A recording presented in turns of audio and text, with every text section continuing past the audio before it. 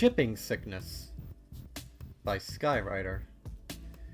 Deep in the purple force-fielded darkness of the Ponyville Library's common room, now crowded almost to bursting with purloined furniture, an unlikely puppet master was speaking to a rather large armoire.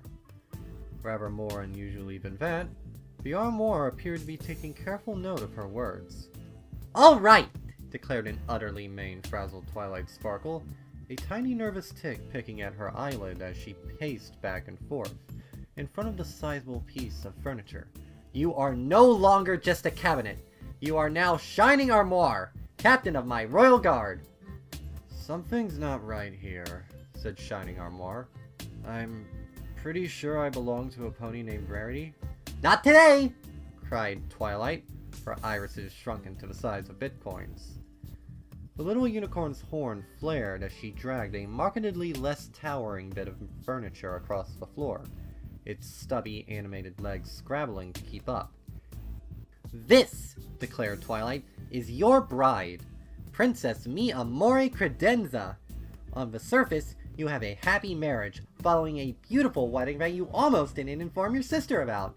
Wait, hold on," said Shining Armoire. "Who's my sister again?" Twilight glanced around the room, and then, coming to a decision, blasted a tiny fairy lamp with yet another advanced come-to-life spell. "There! That's your sister, Twilight Sparkle!" "I approve of everything that's going on here," said Twilight Sparkle. "Even the construction of a giant force field around the library so that no one in town can interrupt your master plan to forcibly manufacture a satisfying atmosphere of romantic tension using sapient furniture." "Thank you, Twilight Sparkle," said Twilight, sniffing primly.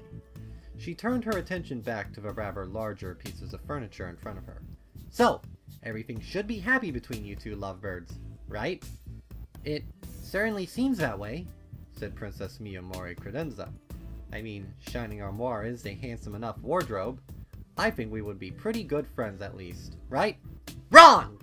shouted Twilight, gesturing with one hoof. "Because you, Princess Credenza, has secret amorous designs on Princess Sofa, immortal and extremely comfy alicorn of the night sky." She gave the Credenza a sly look. "They say she's a love seat." "But why would I do that to Shining Armoire?" protested Princess Credenza. "Yes! Privy explain!" thundered Princess Sofa. "We find the two of them to be a delightful couple!" "Oh, what do you know?" snapped Twilight. "I just brought you to life 5 minutes ago." Twilight's gaze spun around the room like a crazed drill sergeant, improbably surrounded by his own troops on all sides. "And what's up with you hanging lamps?" she cried. "You're supposed to be swinging!" "We've decided that we prefer monogamy," said a hanging lamp. Somewhere in the darkness there came the noise of a rhythm hit on a trap set. Twilight frowned, then waded through the sea of furniture until she found the drum kit she'd taken from Pinkie Pie. "No," she said to it sternly. "Sorry," muttered the drum kit. Twilight pounded a hoof on a nearby desk. "What's wrong with you furniture?" she exclaimed. "Ow," said the desk. "Sorry," she said. "But seriously, what's wrong with you? Why aren't you engaging in sexy romantic liaisons with each other? You're as bad as the actual ponies I know in real life!" Her neck twitched a little, causing her completely disheveled mane to rustle like a cheerleader's pom-pom. "They all laughed at me when they discovered the secret book of romantic stories that I've been writing about all of them." She blinked, a flicker of sanity re-entering her bloodshot eyes. "Well, maybe they didn't actually laugh," she caveated. "Really, they were quite understanding, but they told me in no uncertain terms that none of them harbor any hidden lusts for one another." As quickly as it had appeared, the flicker of sanity guttered and was gone. "It was so humiliating!" she cried.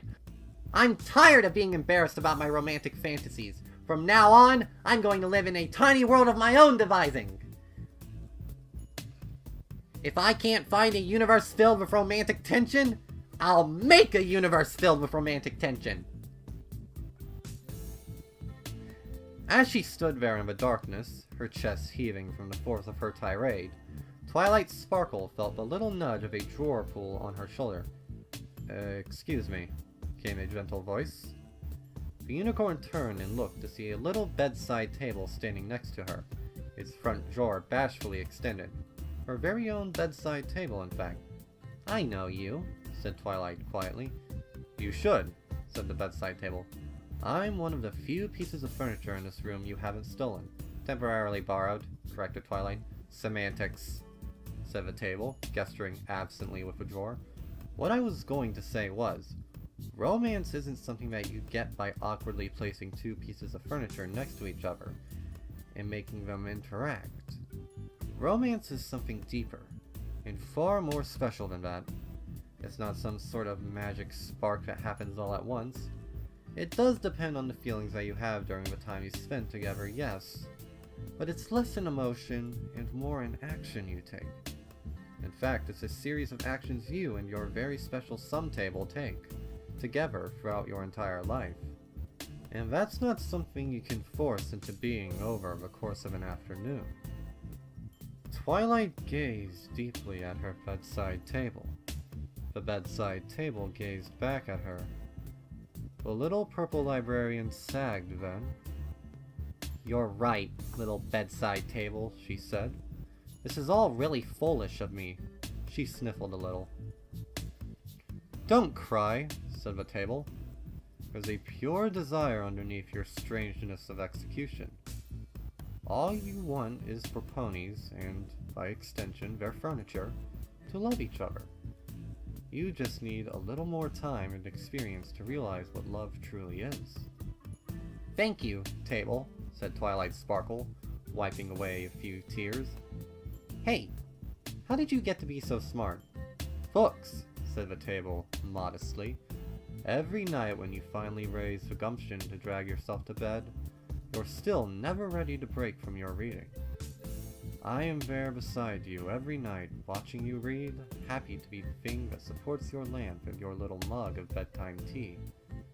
Thank you for always using a coaster, by the way. It means a lot. You're welcome, table, said Twilight. And when you finally can't keep your eyes open for even one more moment, you lay your book down upon me and shut out the light, and I abide all night feeling the weight of your chosen words upon me. It is a thrill and a comfort to serve you in this way. Gosh, said Twilight, I never knew you felt that way, bedside table. The bedside table turned away, looking a bit ashamed. I have to admit, it said, its voice thick with emotion, that all my proselytizing aside, I do have feelings for you, Twilight Sparkle.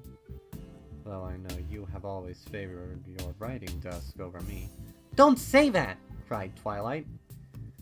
Yes, I love my writing desk. In its own way, it's my faithful collaborator on all my letters and stories. And yes, I'm very fond of it. But I never share tea with it like I do with you. And I never sleep next to it at night. Twilight took a moment to stroke the table's smooth, well-sanded surface. Bedside table, she said. I'm so grateful to you for all the jobs you do as the one piece of furniture I keep next to my bed. And you will always be special to me. The table gave a shuddering sigh, and there was a note of bliss in it. May I share a secret with you, Twilight Sparkle? It asked.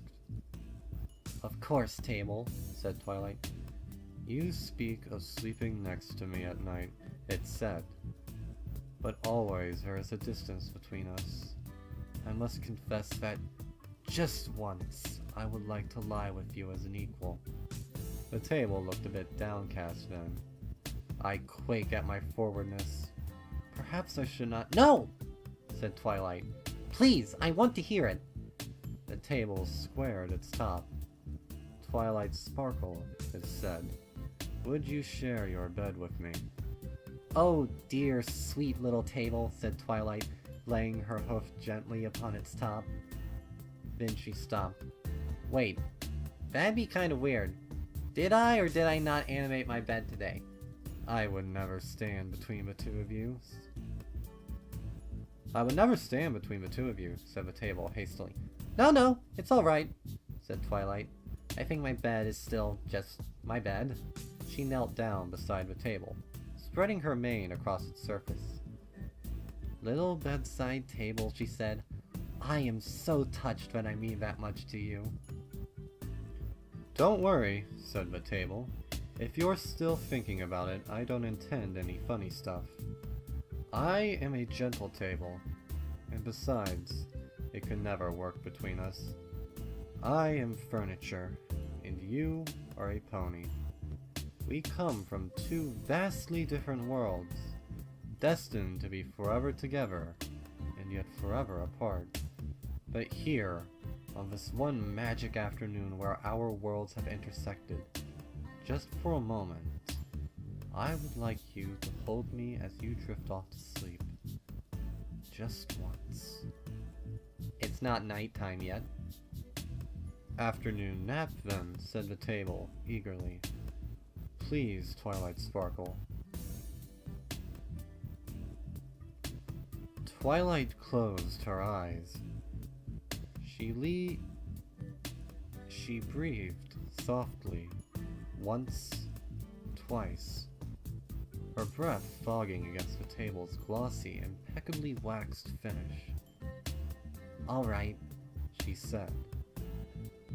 I would be honored to accommodate you. Let's go up to my loft. You, said the table, have just made me the happiest piece of furniture in the world. And with that, the two old companions made their way out of the common room, upstairs to the unicorn's bed. A moment of silence passed. Should we have been watching all that? Remarked Shining on More. Twilight Sparkle was roused from her nap by the bright coruscating flash of a princess-level failsafe spell. A flash that tore away the layers upon layers of purple force with which she had shrouded the library.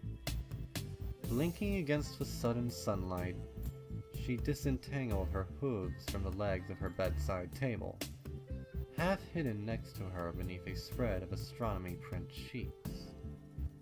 It was the second princess-level failsafe spell that had been unleashed upon Ponyville in as many months. There was a part of Twilight that hovered on the verge of panic, in expectation of yet another calm, impossibly patient upgrading from her mentor and teacher. But right now, in this present moment, such thoughts were second in her mind to a single question that burned in her. She bit her lip and turned to her faithful table. Bedside table? She whispered quietly. Are you still with me? There was no response. The princess-level failsafe spell had stripped all her well-intentioned enchantment. The princess-level failsafe spell had stripped all her well-intentioned enchantments from the library, including every last advanced come-to-life spell. All the furniture constructs she had made were back in their own world now. All the furniture constructs she had made were back in their own world now. And it was for the best, of course. As her table had said, furniture was furniture, and pony was pony. But still, there was a pang of loss and regret in Twilight Sparkle's heart. She had felt such kinship with her bedside table for those few fleeting instants. And just for a moment there, she thought, maybe. Twilight Sparkle sighed. I thought maybe I could love you, she whispered. But you were right. We're not each other's soulmates. We can never be together. Not truly. For I am a pony wizardess. Twilight sighed again, and laid her hand against her faithful table, cuddling up against it one last time. And you, she said, are just my one nightstand. My one nightstand, Jesus fucking Christ. That's it! We're done! Cut the recording!